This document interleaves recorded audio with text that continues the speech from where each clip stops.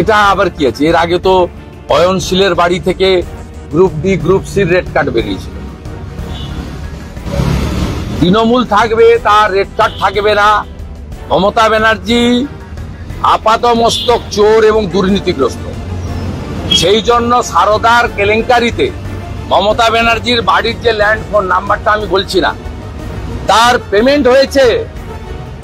মমতা ব্যানার্জির বাড়িতে যারা কাজ করত, প্রয়াত দিলীপ মজুমদার থেকে, কার্তিক থেকে, আপনার পার্টির যারা জাগো বাংলা চালাতো, সুব্রত বক্সি থেকে, ডেরেকো ব্রায়ান থেকে, প্রত্যেককে সিবিআই ইনভেস্টিগেট করেছে।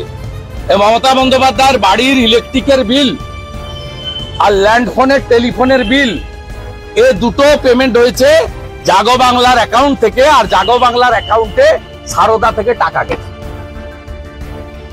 অতএব তৃণমূল মানে আপাত মস্তক একটি দুর্নীতিগ্রস্ত পারিবারিক কোম্পানি।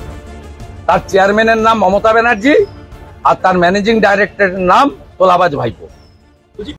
বাংলা হান্টের আরো খবর দেখতে নজর রাখুন। বাংলা খবর মানেই বাংলা হান্ট।